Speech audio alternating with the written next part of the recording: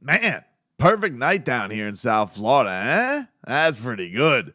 You got, first of all, dynamite start from the Sandman today. 1-0, 3-hit, 100 pitch shutout from Sandy Alcantara, which the Marlins needed. Gave the Twins their first loss in under 2 hours.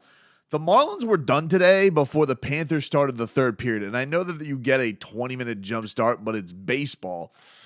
Pitch clock has been amazing. Love the fast games, but more than anything, love the brilliance of the Sandman and what he's able to bring to the table. Then you have the Panthers monster win tonight over the Buffalo Sabres. I was pooping my pants. 6-3 man advantage. It was the longest, 16 seconds of my life to end that game. Alex Lyon, 30-year-old goalie out of nowhere while Bob is on the mend, is a freaking wall. A wall, dude. 40 saves tonight. And the Cats are now in playoff position. And just absolute brilliance. Matthew Tkachuk just playing balls out, pucks out. Huge night for the Cats. And then to cap it all off, although technically the Cats were last in this, but we're rounding into a Heat video here. Your Miami Heat getting a much, much needed win, 118-105 over the Detroit Pistons, who are really, really bad, but are always a headache for the Heat. They're for a while. I don't know what it is. Heat fans can relate to this, but before they were good, the Kings, for whatever reason, for 3 years, had the Heat's number. The Timberwolves, who are okay, but the Timberwolves have had the Heat's number. This Detroit team has been given the Heat fits for the last couple of years, no matter the situation, no matter the players. And when I saw yesterday, Ira Winderman was like, "Oh, the Pistons are sitting a lot of their regs against the Heat," I was like, all right. So while I get it, everybody can go in the, I'm sure a lot of your Heat pundits are going to go in the direction of, oh, it's disgusting, this Heat team against a team that has lost 21 out of 22 now. This just shows who they are. Look, I went through this game easy breezy. I was like, 17-point lead, guaranteed we're going to head for a clutch game. Because if you haven't learned your lesson with the Heat, you just haven't been paying attention to this team this year. Yeah, there's some weird stuff. I mean, I don't really understand Cody Zeller not playing tonight at all, and they're going with Kevin Love. But ultimately, I thought Detroit played a pretty damn good game. I think they have a lot of nice young players, to be honest with you. I think they got some between Duran and Wiseman he kind of unraveled there in the fourth, but I thought he looked okay. Livers was killing him, and he was doing that on a bum ankle. He could have missed. Jaden Ivey was lighting things up until the fourth quarter. I think they got a lot of nice young talent. Now, obviously with them having nothing to play for and the desperation mode of the Heat, yeah, that hasn't really been there. But when it came down to the fourth quarter, you outscored them. And really, I think from tonight, the big thing you take away from this game is just Jimmy Butler's brilliance. Jimmy Butler is he's a mad basketball genius. He is. People are out here and they'll go and they'll tell you, oh, Nikola Jokic, what a basketball savant. LeBron, what a basketball savant. Jimmy Butler is a mad genius. It's such a crazy thing watching this guy go through how he dissects a game, how he feels out a game. Sometimes it's emotional, sometimes it's emotionless. And when he gets into those modes where it's takeover mode, it's just, it's a thing of beauty to watch. But you could genuinely see that Jimmy Butler was going into this game with a thought of, I'm going to get my shooters involved. And it was a plan that, quite frankly, was working. Jimmy was finding shooters. He wasn't really looking at the basket, but he was trying to get guys confident down the stretch, or get the guys confident early. And, was doing, it's not like Jimmy Butler wasn't doing anything. Jimmy Butler was getting a bunch of assists. He had 3 steals in the first quarter, so he was making an impact. He was just trying to get everybody else involved. But, as we all are antsy, watching this all play out in front of everybody, he is like, gets to this fourth quarter and just decides to take overtime. And mind you, is always doing this in half a fourth quarter because he doesn't really come in until like the 6-minute mark. And it's just no one could stop him. He was going to do whatever he wanted. He was playing to the crowd. It's just a thing of beauty to watch him go about there and do his thing. It really is. It's marvelous. And like looking at the box score, just bananas looking at this. Like Jimmy Butler, quarters 1 through 3. Okay. He was 2 for 5, free throw line 5 for 7. So he had 9 points, 8 assists, 6 rebounds, 4 steals. Okay. So as you can see, filling up the box score all over the place. And then you get to the fourth quarter and it's just complete obliteration of the basket, just taking over with 18 points, a perfect 7-7 from the field, and just take overtime and just getting what he wanted, manipulating the game, doing what he wanted, taking the Pistons over his knee, giving a little pat in the tush, giving a little wave to the crowd, some kisses, some theatrics, and it was a brilliant thing to watch. There's been a lot of stuff that has not been perfect about this year.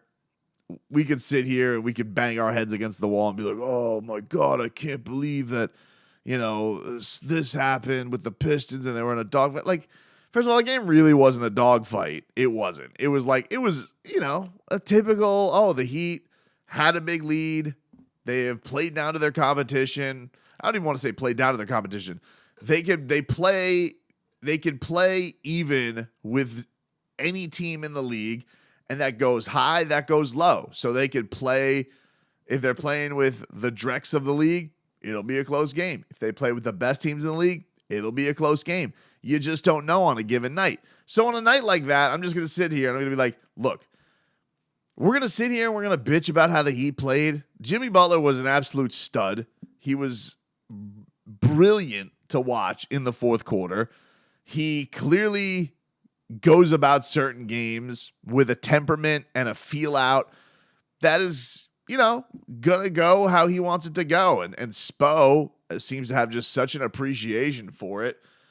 And you can't say that he's not doing anything. Like, you look at those box scores, it's like his entire box score is filled for the first 3 quarters. And then all of the scoring comes in the fourth in those 7 minutes. It's incredible. It's an incredible thing to see. And everything really did break right for the Heat tonight as far as the standings are concerned. You got a loss from the Nets tonight, so the Heat are still alive for that 6th spot. Now, mind you, they have to finish ahead of Brooklyn. They can't finish tied with Brooklyn. So still a big ask because Brooklyn, I believe, has the Pistons tomorrow night, and then I think they have the Magic and the Sixers. The Heat have the Sixers, Wizards, and Magic. Those are their last 3 remaining games. So, yeah, you're talking about a case of the Heat. They need to go 3-0, and they need the Nets to go 1-2. Not impossible, based on those matchups. I would say let's chalk them up getting a win against the Pistons. Magic, maybe they could do the Heat a solid. They've done it. They did just beat the Nets. And then Sixers, it's kind of like, well, what are they playing for? Who knows? And I really, look, if they by any means can get there, and they've blown it, so I'm not holding my breath for it, but if they by any means can get to that 3 spot, I just think it's a monster to get to take on Philly in the first round. But again, you can't hold your breath on it. As far as the other games went, Toronto, they worked the Hornets tonight. They won by 20. And as we do this video, I believe Atlanta's up on Chicago. So everything in the play-in looks like it's going to stay status quo for the rest of the way. So the Heat remain 2 up on the other teams in this scenario, getting ready to, right now, are seeded to host Toronto. Well, that may flip. I'm not sure. Right now, they're seeded to host on Tuesday against either Toronto or Atlanta. And then that other team will go host the 9-10 game and such, so-and-so. That's how things are rolling. But look, great to get Bam back today. I thought that you know, to see him back on the floor was huge. It was weird not seeing Cody Zeller after becoming the dynamic duo with Jimmy. Just no minutes for Cody Zeller tonight. Gabe Vincent. I got to give it up for Gabe Vincent. Gabe Vincent was an absolute stud from downtown tonight, killing it with the 3-point shot. But yeah, the headline and sub headline of this game: Jimmy Butler, awesome. Jimmy Butler's the best. And since the All-Star break, we're talking 19 games now since the All-Star break, Jimmy Butler is averaging a cool 26 points a game, about 6 rebounds, 6 assists, 1.5 steals, and is shooting 61% from the field. 60 mother bleeping 1% from the field. This dude is an all-NBA player. All-NBA, no doubt. And really, like, has been, you know, he had that one game with the neck, but has really played a ton of games since coming back from his initial bang-ups earlier in the year. So we're talking Jimmy is going to finish. Let's see here. Assuming Jimmy plays the rest of the games this season, Jimmy is going to play 65 games. So that's the minimum for awards, right? Like that's going to be the new benchmark. He had played 65 games. That's honestly a pretty good mark for Jimmy. Jimmy is known as a guy who misses a little bit of time, but I think he's been pretty damn durable since getting that knee right and then managing the minutes, because they have managed his minutes in a really, really strategic way, in a smart way. Hopefully it's enough to rally the troops for the postseason. It's a big ask, especially the way this year has gone, but man, he genuinely is, if you have hope for anything going into this, he is genuinely playing as good as anybody in the league for the last 20. Really has had a great year all year. Don't mince words, but I'm saying, like, the last quarter of the season, this dude's been playing at like one of the best players in basketball.